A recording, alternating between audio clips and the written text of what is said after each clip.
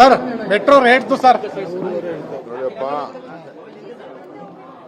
Metro rate ವಿಚಾರ ನಾನು ಈಗಾಗಲೇ ಬೆಳಗ್ಗೆ ಪ್ರಸ್ತಾವನೆ ಮಾಡಿದ್ದೀನಿ.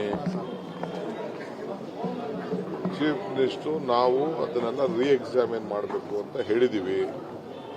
ಅದು ನಮ್ಮ ಕೈಲಿಲ್ಲ. ಅದಕ್ಕೊಂದು ಜಡ್ಜ್ ನೇತೃತ್ವದ ಒಂದು ಸಪರೇಟ್ ಕಮಿಟಿ ಇದೆ.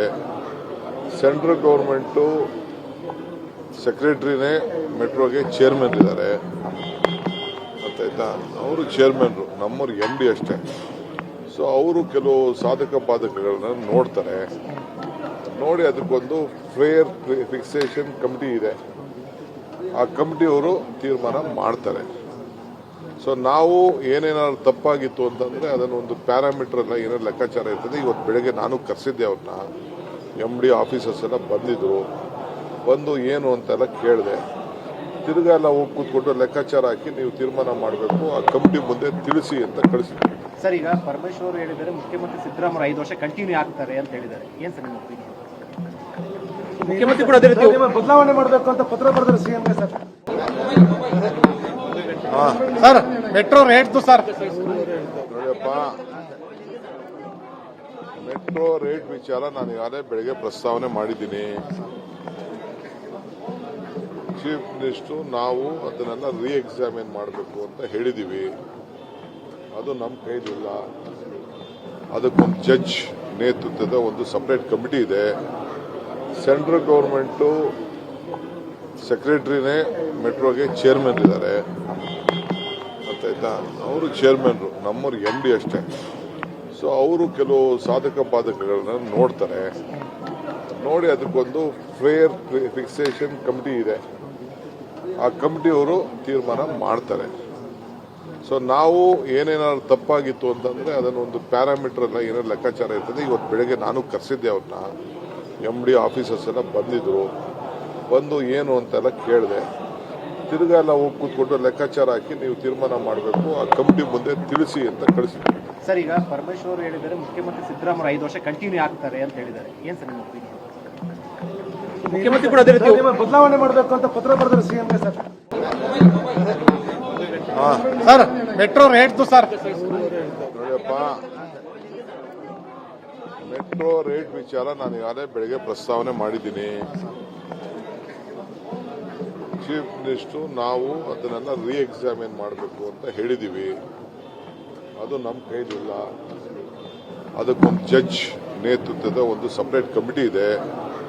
ಸೆಂಟ್ರಲ್ ಗೌರ್ಮೆಂಟು ಸೆಕ್ರೆಟರಿನೇ ಮೆಟ್ರೋಗೆ ಚೇರ್ಮನ್ ಇದ್ದಾರೆ, ಗೊತ್ತಾಯ್ತಾ? ಅವರು ಚೇರ್ಮನ್ರು, ನಮ್ಮವ್ರು MD ಅಷ್ಟೇ. ಸೊ ಅವರು ಕೆಲವು ಸಾಧಕ ಬಾಧಕಗಳನ್ನ ನೋಡ್ತಾರೆ. ನೋಡಿ ಅದಕ್ಕೊಂದು ಫೇರ್ ಫಿಕ್ಸೇಷನ್ ಕಮಿಟಿ ಇದೆ. ಆ ಕಮಿಟಿಯವರು ತೀರ್ಮಾನ ಮಾಡ್ತಾರೆ. ಸೊ ನಾವು ಏನೇನಾದ್ರು ತಪ್ಪಾಗಿತ್ತು ಅಂತಂದ್ರೆ ಅದನ್ನು ಒಂದು ಪ್ಯಾರಾಮೀಟರ್ ಎಲ್ಲ ಏನಾದ್ರು ಲೆಕ್ಕಾಚಾರ ಇರ್ತದೆ. ಇವತ್ತು ಬೆಳಗ್ಗೆ ನಾನು ಕರೆಸಿದ್ದೆ ಅವ್ರನ್ನ, MD ಆಫೀಸರ್ಸ್ ಎಲ್ಲ ಬಂದಿದ್ರು. ಬಂದು ಏನು ಅಂತೆಲ್ಲ ಕೇಳಿದೆ. ತಿರ್ಗಾ ಎಲ್ಲ ಹೋಗಿ ಕೂತ್ಕೊಂಡು ಲೆಕ್ಕಾಚಾರ ಹಾಕಿ ನೀವು ತೀರ್ಮಾನ ಮಾಡಬೇಕು, ಆ ಕಮಿಟಿ ಮುಂದೆ ತಿಳಿಸಿ ಅಂತ ಕಳಿಸಿದ್ವಿ. ಸರ್, ಈಗ ಪರಮೇಶ್ವರ್ ಹೇಳಿದ್ದಾರೆ ಮುಖ್ಯಮಂತ್ರಿ ಸಿದ್ದರಾಮಯ್ಯ 5 ವರ್ಷ ಕಂಟಿನ್ಯೂ ಆಗ್ತಾರೆ ಅಂತ ಹೇಳಿದ್ದಾರೆ. ಏನ್ ಸರ್ ನಿಮ್ಮ ಒಪಿನಿಯನ್? ಮುಖ್ಯಮಂತ್ರಿ ಕೂಡ ಅದೇ ರೀತಿ ಬದಲಾವಣೆ ಮಾಡಬೇಕು ಅಂತ ಪತ್ರ ಬರೆದ್ರು CMಗೆ ಸರ್. ಸರ್ ಮೆಟ್ರೋ ರೇಟ್ದು ಸರ್ ನೋಡಿಯಪ್ಪ, ಮೆಟ್ರೋ ರೇಟ್ ವಿಚಾರ ನಾನು ಈಗಾಗಲೇ ಬೆಳಗ್ಗೆ ಪ್ರಸ್ತಾವನೆ ಮಾಡಿದ್ದೀನಿ. ಚೀಫ್ ಮಿನಿಸ್ಟರ್ ನಾವು ಅದನ್ನೆಲ್ಲ ರೀ ಎಕ್ಸಾಮಿನ್ ಮಾಡಬೇಕು ಅಂತ ಹೇಳಿದ್ದೀವಿ. ಅದು ನಮ್ಮ ಕೈಲಿಲ್ಲ. ಅದಕ್ಕೊಂದು ಜಡ್ಜ್ ನೇತೃತ್ವದ ಒಂದು ಸಪರೇಟ್ ಕಮಿಟಿ ಇದೆ.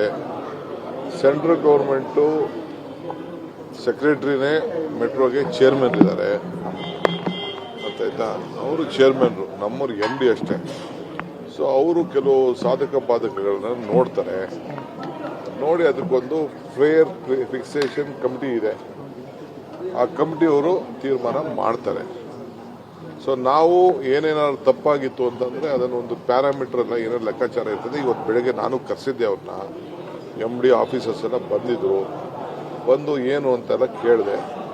ತಿರ್ಗಾ ಎಲ್ಲ ಹೋಗಿ ಕೂತ್ಕೊಂಡು ಲೆಕ್ಕಾಚಾರ ಹಾಕಿ ನೀವು ತೀರ್ಮಾನ ಮಾಡಬೇಕು, ಆ ಕಮಿಟಿ ಮುಂದೆ ತಿಳಿಸಿ ಅಂತ ಕಳಿಸಿದ್ವಿ. ಸರ್, ಈಗ ಪರಮೇಶ್ವರ್ ಹೇಳಿದ್ದಾರೆ ಮುಖ್ಯಮಂತ್ರಿ ಸಿದ್ದರಾಮಯ್ಯ 5 ವರ್ಷ ಕಂಟಿನ್ಯೂ ಆಗ್ತಾರೆ ಅಂತ ಹೇಳಿದ್ದಾರೆ. ಏನ್ ಸರ್ ನಿಮ್ಮ ಒಪಿನಿಯನ್? ಮುಖ್ಯಮಂತ್ರಿ ಕೂಡ ಅದೇ ರೀತಿ ಬದಲಾವಣೆ ಮಾಡಬೇಕು ಅಂತ ಪತ್ರ ಬರೆದರು ಸಿಎಂಗೆ ಸರ್. ಹೆಚ್ಚಿನ ವಿಡಿಯೋಗಳಿಗೆ ಪ್ರತಿಧ್ವನಿ ಯೂಟ್ಯೂಬ್ ಚಾನೆಲ್ ಸಬ್ಸ್ಕ್ರೈಬ್ ಮಾಡಿ, ಬೆಲ್ ಐಕಾನ್ ಕ್ಲಿಕ್ ಮಾಡಿ.